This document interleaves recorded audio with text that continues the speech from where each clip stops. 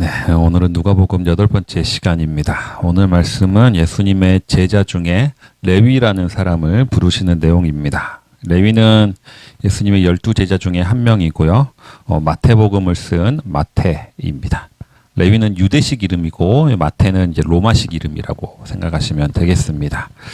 저는 이제 마태가 부르기 편하니까 마태라고 이름을 붙이겠습니다. 이 마태의 직업은 세리였습니다. 세리는 이제 로마를 위해서 일하는 유대인 중에 한 명입니다. 일제시대 조선 청독부 직원 정도라고 생각하시면 되겠습니다. 세리들은 그들이 징수한 세금에 따라 가지고 그 수수료를 받았기 때문에 세금을 많이 거두기 위해서 사람을 속이는 걸로 악명이 높았습니다. 세례 요한이 회개하라고 선포하면서 세리한테 뭐라고 얘기하느냐? 정한 세금 외에는 더 받지 말라 이렇게 얘기하거든요. 그 말인즉슨 대부분의 세례들이 정한 세금보다 더 많이 받으면서 살았다는 것을 알 수가 있는 거죠. 이들은 부정한 이방인들과도 계속해서 접촉하는 사람들이었기 때문에 가족과 친구들마저 이 세리는 수치라고 생각했습니다. 회당에서는 출교를 당해서 회당에 출입도 할 수 없는 사람들이 이 세리들이었습니다. 예수님이 가장 처음에 부른 제자 4명이 어부들이었는데 이 어부들이 가장 싫어하는 부류의 사람 또한 이 세리라고 할 수가 있습니다. 그 당시 어부들이 내야 했던 세금의 3분의 1 정도, 소득의 3분의 1 정도가 세금이었는데 물론 마태가 직접적으로 이들과 관계하진 않았겠지만 그래도 어부들은 세리를 좋아할 수가 없었던 거죠. 어부들과 세리가 같이 제자가 되고 한 공동체가 되었다는 것, 예수님의 제자가 되었다는 것은 거의 사자와 양이 함께 뒹구는 것이라고 볼 수가 있는 겁니다. 이제 가버나움이라는 도시는 다메섹과 지중해를 잇는 길목에 있는 마을이었기 때문에 가버나움 세관에 앉아 있는 마태는 이곳에서 통행세를 징수하는 역할을 맡았습니다. 마을을 통행하는 상인들뿐만 아니라 일반 백성들에게도 통행세를 받았습니다. 그러니까 그에게 통행세를 지불하는 사람이라면 누구나 마태를 알고 있었고 마태도 자신들을 알아보기 위해서 높은 곳에 의자에 항상 앉아 있었습니다. 그곳을 지나가는 사람들은 다 마태를 한두 번씩 아는 사람이고 안면이 익은 사람이었던 거죠. 예수님도 아마 오늘 처음으로 마태를 본 건 아니었을 겁니다. 가버나움 동네 이곳저곳을 돌아다니는 사람이다 보니까 예수님의 눈에도 마태는 눈에 띌 수밖에 없었습니다. 그리고 마태라는 사람도 항상 사람들이 모이고 소문이 가장 빠른 곳에 일을 하는 사람이었기 때문에 예수님이 어떤 분이신지 평소에 익히 들어서 알고 있었을 것입니다. 누가는 예수님이 첫 번째 이 4제자를 부르는 장면은 아주 자세히 기술을 했습니다. 그런데 오히려 다른 복음서보다 더 자세히 기술한 것에 반해서 세리 마태를 부르는 장면은 정말 간단하게 쓰고 있습니다. 예수님이 다가오셔서 나를 따르라 라고 말씀하셨고 마태는 그 즉시 모든 것을 버리고 예수님을 따랐다. 이렇게 아주 간단한 2줄로만 쓰여져 있습니다. 이게 마태를 부른 전부입니다. 그런데 어떻게 이게 가능했을까요? 그냥 다가가서 나를 따르라 했는데 그냥 따랐다. 더더군다나 이게 어부들이 예수님을 따른 것하고 세리가 모든 것을 버리고 예수님을 따른 거는 서로 다른 겁니다. 왜냐하면 어부들은 여차하면 다시 돌아가서 낚시질을 하면 돼요. 다시 어부 생활을 할 수 있었습니다. 실제로 예수님이 돌아가신 후에 요한복음에 보면 이 사람들은 다시 가서 어부 생활을 합니다. 이들은 돌아갈 자리가 있는 거죠, 사실은. 근데 세리는 다릅니다. 세리는 그만두면 돌아갈 자리가 없습니다. 공무원은 퇴사하면 끝이거든요. 그렇다고 세리였던 사람이 가족에게라도 돌아갈 수 있었을까? 이것도 가능하지 않았을 겁니다. 회당도 들어갈 수 없는 사람들이었죠. 뿐만 아니라 어부는 겨우겨우 먹고 사는 직업인 겁니다. 하지만 세리는 엄청난 돈을 벌 수 있는 자리. 성경에서 세리치고 부자가 아닌 사람은 나오지 않습니다. 마태도 당연히 부자였습니다. 뒤에 보면 예수님을 따르기로 한 뒤에 친구와 가족들을 모아가지고 큰 잔치를 벌이거든요. 이 말은 엄청난 부자라는 사실을 의미하는 거죠. 그가 얼마나 부유했는지를 보여주는 겁니다. 그렇기 때문에 이 어부들이 예수님을 따른 것보다 세리가 예수님을 따른다는 것은 엄청난 결단이 있어야만 가능한 겁니다. 그런데 이 엄청난 결단이 예수님이 찾아와가지고 나를 따르라 이 한마디에 바로 모든 것을 버리고 어떻게 따를 수가 있었을까? 그가 그럴 수 있었던 거는 이 평소의 마태의 내면에 자신의 직업에 대한 끊임없는 회의가 있었기 때문인 겁니다. 세리라는 직업은 돈은 많이 벌고 아주 부유하게 살 수 있는 직업이지만 가난한 백성들의 고열을 짜내야 되는 일을 하는 사람들입니다. 민족들을 배반하는 양심의 가책을 늘 마음에 안고 살았을 겁니다. 이러한 양심의 가책과 이 경제적 부유함 사이에서 갈등하고 있을 때 나를 따르라는 예수님의 말씀은 그를 이 세리라는 굴레에서 벗어나게 해주는 자유의 선포와도 같았던 겁니다. 나를 따르라라는 명령은 돈에 대한 집착에서 벗어나게 만드는 어떻게 보면 해방을 선포하는 말씀이었습니다. 우리는 그리스도를 따르라는 길은 항상 희생과 헌신의 길이라고 생각하기가 쉽습니다. 물론 그런 측면도 있습니다. 하지만 그것이 전부는 아닌 거죠. 그리스도를 따르는 길은 어떤 측면에서는 자유의 길이고 해방의 길이기도 합니다. 현재의 삶에 만족하는 사람들은 주님의 길을 따를 필요가 없는 거죠. 하지만 현실에 불만족하는 사람들은 주님의 길을 따르고 하나님의 나라를 꿈꾸게 됩니다. 세리는 모든 사람에게 미움받는 존재입니다. 심지어 예수님의 제자들에게까지도 미움받는 존재입니다. 많은 사람들이 이 세리 마태를 보고 욕하고 손가락질을 했습니다. 하지만 그 내면에 이러한 죄의식과 새로운 삶을 살고 싶은 꿈이 있다는 것, 그 마음을 본 사람은 예수님 한 분뿐이었던 거죠. 사람들은 세리를 보고 손가락질하고 정죄했지만 예수님은 세리를 볼 때마다, 세리 마태를 볼 때마다 그 내면에 있는 갈등에 주목을 하고 계셨습니다. 그 내면에 새로운 삶을 꿈꾸고 해방을 갈망하고 있었다는 것을 예수님은 알고 있었던 거죠. 그렇기 때문에 예수님은 그에게 새로운 삶, 제자의 길을 제시했고 마태는 그 즉시 예수님을 따르게 되었습니다. 마태는 예수님을 따르게 된 다음에 그 기념으로 큰 잔치를 베풉니다. 예수님을 자기가 따라가기 전에 어쩌면 송별회와 같은 느낌이었을 겁니다. 그곳에 마태 동료 세리들이 참석했고 이 평소에 세리들과 잘 어울리는 사람들이 그 잔치에 참여했을 겁니다. 그들을 바리새인은 누구라고 불렀느냐? 죄인이라고 부른 거죠. 바리새인들이 말하는 죄인들이라는 거는 실제로 죄를 지은 사람이라기보다는 율법을 배우지 않고 바리새인들이 세워놓은 그 엄격한 기준을 따르지 않고 제멋대로 사는 사람들, 그런 일반 백성들을 바리새인들은 죄인이라고 불렀던 겁니다. 구제, 기도, 금식에 얽매이지 않거나 이것을 할 수 있는 경제적 여유가 없는 사람들을 바리새인들은 죄인이라고 생각했던 거죠. 이들은 정결법을 잘 지키지 않았습니다. 이방인과 세리와 함께 식사를 했고 식사 전에 손을 씻는 정결 예식도 잘 지키지 않는 사람들이었던 거죠. 그렇기 때문에 바리새인들은 이들을 하나님의 뜻에 위배되는 사람들이라고 생각했습니다. 이러한 사람들이 잔치에 참여했습니다. 예수님은 초기 회당에 들어가서 사람들을 만나고 복음을 전했습니다. 그런데 오늘 이곳에 온 사람들은 회당에서는 만날 수 없는 사람들입니다. 오늘 만난 사람들, 세리들을 포함해서 상당수는 회당에 출교돼서 들어갈 수 없는 사람들이거나 회당을 평소에 가지 않는 사람들인 겁니다. 하지만 예수님은 이들과 스스럼 없이 어울리며 함께 식사를 나누셨습니다.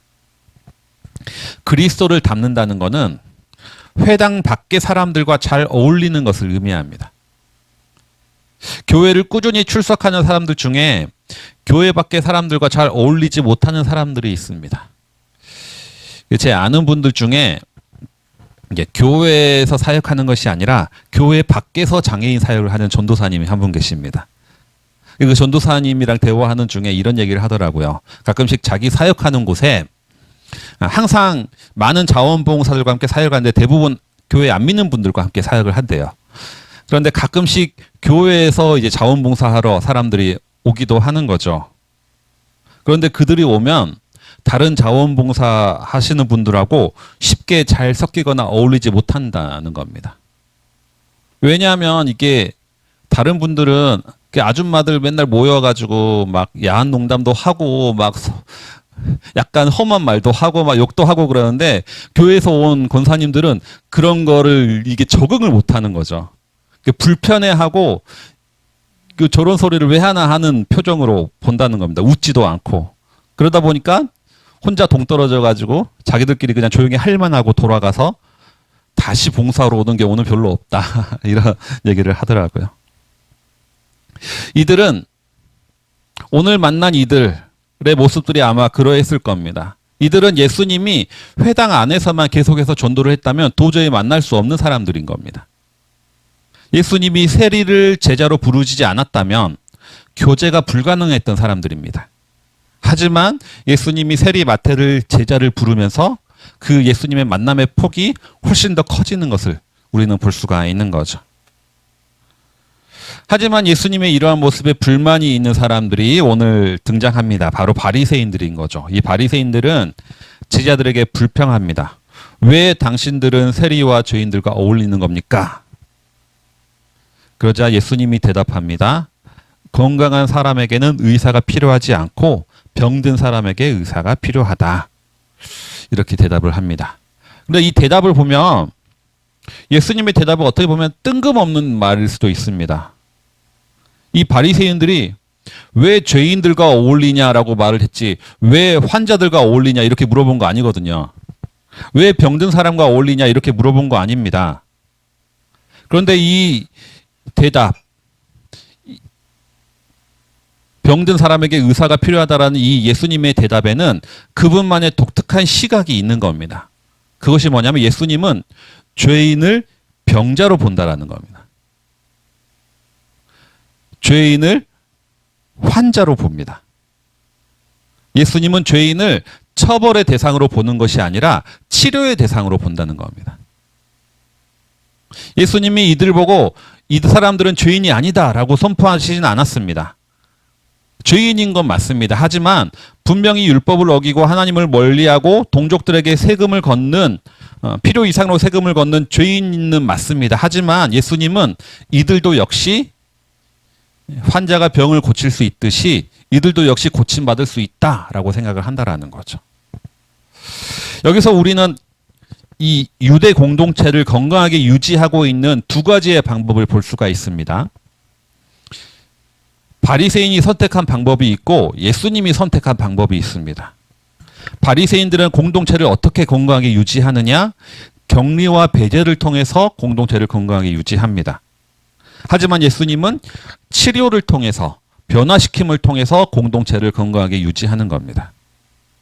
이 두 가지 방식은 나병 환자를 대하는 두 사람의 방식과 똑같습니다. 유대인들은 나병 환자, 전염성이 있는 피부병, 지금의 한센병은 전염성이 없지만 성경에 말하는 나병 환자, 전염성이 있는 피부병에 대해서는 무조건 마을 밖으로 쫓아냈습니다. 격리했습니다. 그리고 전염되지 않도록 이 전염성으로부터 우리 공동체를 유지하기 위해서 이들을 격리했습니다. 그리고 죄로부터 공동체를 지키는 방식도 마찬가지였습니다. 이들은 죄도 전염성이 있다라고 보았던 거거든요. 적은 누룩이 온 덩어리에 퍼지는 것처럼 죄도 분명히 전염성이 있기 때문에 이 죄인들을 격리했던 겁니다. 문제는 이들을 마을 밖으로 쫓아낼 수는 없으니까 이 사람들을 마을 밖으로 쫓아낼 법적 근거는 없고 로마의 비호를 받는 세리들은 더더욱 쫓아낼 수도 없기 때문에 어떻게 했느냐, 어떤 방식을 취했느냐, 그냥 사회적으로 격리를 하는 겁니다. 한 마을에 어쩔 수 없이 살긴 하지만 사회적으로 격리를 해서 없는 사람 취급을 해버리는 거죠. 회당에서 출교하는 것은 당연하고 이들하고 식사하거나 대화하는 것도 절대 하지 않습니다. 그리고 다른 사람들조차 이들과 절대 교제하지 말도록 격리하도록 하는 거죠. 이들을 격리하는 것이 우리 유대 공동체를 건강하게 유지하는 방법이라고 바리새인들은 생각했던 겁니다. 하지만 예수님의 시각은 달랐던 거죠. 예수님은 이들을 격리의 대상이 아니라 치료의 대상으로 보았다는 겁니다. 예수님은 나병 환자를 고치셔서 다시 마을 환자로 복귀시킨 것처럼 이 세리들도 고치고 바꿀 수 있다. 세리들도 바뀔 수 있다라고 예수님은 생각했습니다. 그렇기 때문에 왜 죄인들과 어울립니까? 라는 질문에 대해서 병든 자에게 의사가 필요하다라고 예수님은 대답을 하신 거죠. 목적은 같습니다. 나병과 죄로부터 유대 공동체를 보호하기 위한 그런 목적은 같습니다. 하지만 대처 방법이 다른 겁니다. 바리새인들은 격리를 선택하고 예수님은 치료를 선택한 거죠. 바리새인들은 목자의 말을 잘 듣는 아홉 마리 양만 이렇게 모아가지고 사는 것이 완벽한 공동체라고 보았던 것이고, 예수님은 목자의 말을 잘 안 듣고 제 멋대로 가는 그 한 마리 양까지 찾아서 같이 100마리가 생활할 때 공동체가 건강하다라고 보았다는 겁니다. 이 두 가지의 방법이 중에서 한국 교회가 선택한 방법은 무엇이었을까 생각해 볼 필요가 있는 거죠. 그리고 지금 우리가 선택하고 있는 방법은 무엇인가 한번 고민해 볼 필요가 있습니다. 내가 살아가고 있는 공동체에서 문제되는 사람이 있다면 우리 공동체를 지켜나가기 위해서 건강하게 세워나가기 위해서 우리는 어떤 방법을 따르고 있는가? 격리인가? 치료인가? 고민해 볼 필요가 있다는 거죠. 이 둘의 차이는 어디에서 오느냐? 이 둘의 차이는 사람이 변할 수 있다. 인간의 변화를 긍정하느냐 부정하느냐에 따라 달리는 겁니다. 죄인은 바뀔 수 있는가 아니면 절대 바뀌지 않는가의 시각에 따라 달라진다는 거죠. 바리새인들은 죄인들은 절대 바뀌지 않는다라고 보았습니다. 하지만 예수님은 병을 고칠 수 있듯이 죄인도 바뀔 수 있다라고 생각했던 거죠. 결과적으로 죄인은 절대 바뀌지 않는다라고 생각했던 바리새인들은 세리 마태를 비난만 할 뿐이지 변화시키지는 못했습니다. 하지만 죄인도 바뀔 수 있다라고 변화를 긍정했던 예수님은 모든 사람들에게 손가락질 받던 세리 마태를 위대한 사도로 바꾸신 거죠. 따라서 그리스도를 닮는다라는 것은 뭐냐? 그리스도를 닮는다라는 것은 사람의 변화를 긍정하는 것입니다. 그리스도를 닮는다는 것은 인간의 변화를 긍정하는 것이고, 사람의 변화를 긍정한다는 것은 다른 사람이 손가락질할 때 나도 손가락질을 하는 것이 아니라 그 사람 내면에 있는 갈등과 죄의식을 주목한다는 겁니다. 그리고 그 사람도 역시 새로운 삶을 살고자 하는 선한 의지가 있다라는 것을 기대하는 거죠. 타인을 볼 때 이렇게 본다는 거고, 무엇보다도 더 중요한 것은 자신을 바라볼 때에도 나도 바뀔 수 있다라는 것을 믿는 것. 이것이 바로 그리스도를 닮는 겁니다. 세리 마태를 위대한 사도로 변화시킨 예수님은 우리에게도 바뀔 수 있다라고 말씀하십니다. 우리도 새로운 삶을 살 수 있다. 이렇게 말씀하시는 거죠. 그렇기 때문에 나 스스로 나를 정죄하는 것이 아니라 나의 변화의 가능성을 긍정하고 그리스도를 신뢰할 수 있어야 되는 겁니다. 이것이 바로 예수 그리스도를 믿고 그리스도를 따르는 삶을 살게 되는 거죠. 말씀을 정리하겠습니다. 하나님은 모든 사람이 죄인이라고 손가락질하던 세리 마태를 제자로 부르셨습니다. 그리고 그 마태를 통하여 이전까지 만날 수 없었던, 교제할 수 없었던 죄인들과 식사를 하고 그들에게 새로운 삶의 가능성을 열어주셨습니다. 죄를 정죄하고 죄인들을 격리하는 것은 공동체를 건강하게 만들 수 있을지 모르겠지만 사람들을 변화시켜 만들지는 못합니다.